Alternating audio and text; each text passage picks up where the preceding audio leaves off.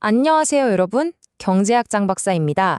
오늘은 우리나라 경제의 맥박이라고도 할 수 있는 이 환율의 비밀을 한번 파헤쳐 보려고 합니다.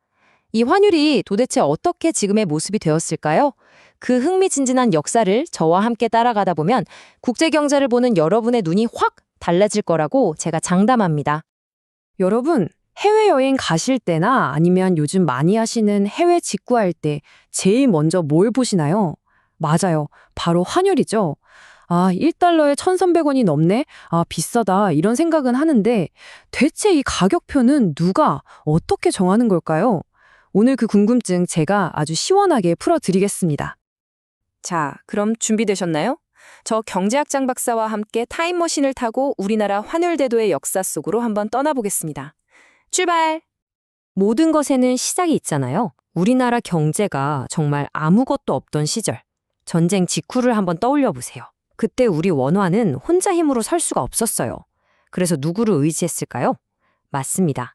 당시 세계 최강이었던 미국 달러. 이 큰형님의 손을 꼭 붙잡고 첫걸음을 떼기 시작했답니다. 바로 그 시절로 먼저 가보죠. 자, 이게 바로 오늘 우리가 탐험할 지도입니다. 보세요. 고정환율제에서 시작해서 단일 변동, 복수 통화 바스켓, 시장 평균, 그리고 마침내 지금의 변동 환율제까지. 와, 정말 여러 단계로 진화를 거듭했죠. 꼭 포켓몬 같아요. 이 전체적인 흐름을 머릿속에 딱 넣어두시면 오늘 이야기가 훨씬 재밌을 거예요. 네, 아주 예리한 질문이에요. 맞습니다. 1964년에 단일 변동 환율제가 도입되기 전에는 이름 그대로 환율이 딱 고정되어 있었어요. 정부가 그냥 오늘부터 1달러는 130원입니다. 땅땅땅 하고 정해버리는 아주 강력한 방식이었죠. 근데 경제가 막 성장하는데 이렇게 꽁꽁 묶어두니까 문제가 생기기 시작한 거예요. 그래서 아주 약간의 유연성을 주기 위해 바꾼 게 바로 단일 변동 환율제였던 거죠. 그런데 말이죠. 이름은 변동이라고 바뀌었지만 사실상 큰 차이가 없었어요. 여전히 우리 원화는 미국 달러라는 아주 무거운 닻에 묶여있는 신세였거든요. 이게 왜 문제였냐면 생각해보세요. 우리가 밤새워서 열심히 물건을 만들어서 수출하려고 하는데 환율이 그대로 멈춰있으면 어떻게 될까요? 우리 물건값이 해외에서는 비싸게 느껴지는 거예요. 수출로 먹고 살아야 했던 당시 우리나라에겐 이게 정말 큰 고민거리였던 거죠. 그러다가 1970년대에 전 세계를 강타한 사건이 터지죠. 바로 오일 쇼크. 석유 파동으로 세계 경제가 막 흔들리니까 더 이상 달러 하나만 믿고 가다간 큰일 나겠다 싶었던 거예요. 그래서 우리 경제학자들이 머리를 맞대고 아주 독특하고 솔직히 말하면 좀 비밀스러운 방법을 만들어냅니다. 그게 바로 이 바스켓이라는 개념이었어요. 하하, 좋은 비유예요. 장바구니, 맞습니다. 말 그대로 통화 바구니예요.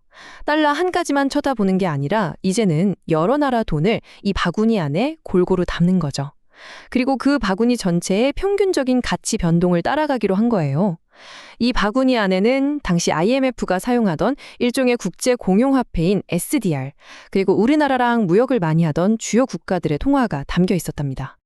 그리고 그 바구니의 가치를 계산해서 환율을 정하는 방법이 바로 지금 보시는 이 공식이었습니다. 어때요? 무슨 암호문 같지 않나요? 당시 우리나라 경제의 운명을 결정했던 정말 중요한 비밀 공식이었죠. 자, 다들 눈을 크게 뜨고 이 공식을 한번 보세요. 여기서 E가 바로 환율입니다. 이 환율은 어떻게 결정되느냐? 먼저 SDR 통화군, 그러니까 국제통화 바구니가 있고요. 또 우리나라의 주요 교역상대국 통화들을 모아놓은 독자통화군이 있어요. 이 두 바구니의 가치에다가 각각 베타와 베타 프라임이라는 가중치를 곱해줍니다. 일종의 중요도라고 생각하면 돼요. 그리고 마지막에 더해지는 저 알파, 이게 진짜 핵심인데 바로 정부가 정책적인 판단을 담아 조절할 수 있는 비밀의 숫자였던 겁니다. 바로 그거예요. 그게 이 제도의 핵심이자 문제점이었습니다. 이 베타와 알파 값, 즉 어떤 통화를 얼마나 중요하게 볼 건지, 그리고 정부가 마지막에 얼마나 더하고 뺄 건지는 당시엔 철저하게 비밀에 붙여졌어요. 그러니까 겉으로는 여러 통화를 참고하는 것 같지만 사실상 정부가 이 비밀의 열쇠를 쥐고 환율에 얼마든지 영향을 줄 수 있었던 거죠. 시장은 모르는 정부만의 히든카드가 있었던 셈입니다. 하지만 이런 비밀은 영원할 수 없죠. 여기저기서 정부가 환율을 자기들 마음대로 바꾸는 거 아니냐라는 비판의 목소리가 나오기 시작했어요. 투명하지 않다는 거죠. 그래서 결국 우리나라는 이 비밀의 바스켓을 내려놓고 좀 더 투명한 방식, 바로 시장에게 직접 길을 물어보기로 합니다. 네, 멋진 표현이죠? 계산 방식도 이전보다 훨씬 간단하고 투명해졌어요. 복잡한 공식은 이제 다 잊어버리세요. 그냥 어제 하루 동안 은행들끼리 외환시장에서 달러를 사고 팔았던 모든 기록을 쫙 펼쳐놓고 그걸 거래량까지 감안해서 평균을 내는 거예요. 그 평균값이 바로 다음 날의 기준 환율이 되는 거죠. 어때요? 정부의 비밀 공식 대신 시장의 목소리가 그대로 반영되는 방식이죠? 마침 여기 당시 교과서에 실렸던 아주 좋은 예시가 있네요. 자, 우리 다 같이 한번 풀어볼까요? 직접 계산해보면 아, 이게 이런 원리구나 하고 무릎을 탁 치게 될 겁니다. 자, 표를 한번 보시죠. 어제 하루 동안 은행들 사이에서 총 3번의 거래가 있었다고 가정을 해볼게요. 첫 번째 거래는 1달러에 800원으로 총 300만 달러가 거래됐고요. 두 번째는 조금 오른 800.2원에 200만 달러, 세 번째는 800.5원에 100만 달러가 거래됐네요. 자, 그럼 계산 들어갑니다. 스텝 1. 이 세 건의 총 거래 금액을 다 더해볼까요? 네, 48억 900만 원이 나오네요. 스텝 2. 그럼 총 거래된 달러는 얼마죠? 300만, 200만, 100만 달러를 더해서 총 600만 달러. 자, 마지막 스텝 3. 총 거래 금액을 총 거래량으로 나누면 끝! 48억 900만 원 나누기 600만 달러. 계산기 두드려보면 얼마가 나오죠? 맞습니다. 8015원. 바로 이 숫자가 다음날 아침 9시에 딱 발표되는 기준 환율이 되는 겁니다. 정말 깔끔하고 투명하죠? 이렇게 시장의 힘을 믿고 한 걸음 더 나아갔지만 아직 족쇄가 완전히 풀린 건 아니었어요. 그리고 곧 우리나라 경제의 운명을 뿌리째 흔들어 놓은 아주 거대한 폭풍이 다가오고 있었습니다. 자, 여러분, 이 그래프에 집중해 주세요.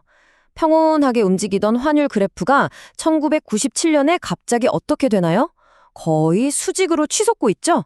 바로 우리가 잘 아는 IMF 외환 위기입니다. 당시 시장 평균 환율제에는 하루에 환율이 오르내릴 수 있는 상한선과 하한선, 일종의 안전장치가 있었어요. 하지만 외국 투기 자본이 어마어마한 돈으로 공격해오니까 이 얇은 방어막은 그냥 종이장처럼 찢어져 버린 겁니다. 그리고 운명의 그날, 1997년 12월 16일, 대한민국 정부는 IMF의 요구를 받아들여 환율을 묶고 있던 마지막 족쇄마저 풀어버리기로 결정합니다. 그게 뭐였냐면 바로 하루에 오르내릴 수 있는 변동폭 제한을 아예 없애버린 거예요. 이날을 기점으로 우리나라는 드디어 오직 외환시장의 수요와 공급의 힘에 의해서만 환율이 자유롭게 결정되는 완전한 자유변동 환율제 시대로 들어서게 된 겁니다. 아주 혹독한 위기를 겪으면서 진정한 의미의 시장 경제로 거듭나게 된 역사적인 순간이었죠. 자, 오늘 정말 긴 시간 동안 우리나라 환율 제도의 역사를 함께 여행했습니다. 어떠셨나요? 국제경제학, 처음엔 무슨 암호 같은 공식도 나오고 해서 어렵게 느껴질 수 있어요. 충분히 이해합니다. 하지만 오늘 우리가 했던 것처럼 이렇게 한 걸음 한 걸음 그 배경과 역사를 따라가다 보면 어느 순간 세상을 움직이는 보이지 않는 힘을 읽어내는 눈을 갖게 될 거예요. 그러니까 절대 지레 겁먹고 포기하지 마세요. 아셨죠? 이제 여러분은 아침 뉴스에서 환율 숫자를 볼 때 느낌이 다를 겁니다. 그저 1350원이라는 숫자가 아니라 그 뒤에 숨겨진 수많은 이야기를 읽어낼 수 있게 된 거죠. 자, 그럼 마지막 질문입니다. 오늘 아침의 환율은 지금 우리 경제에 어떤 이야기를 들려주고 있을까요? 그 답을 스스로 생각해 보는 것, 바로 그게 살아있는 경제 공부의 진짜 시작입니다. 오늘 정말 수고 많으셨습니다.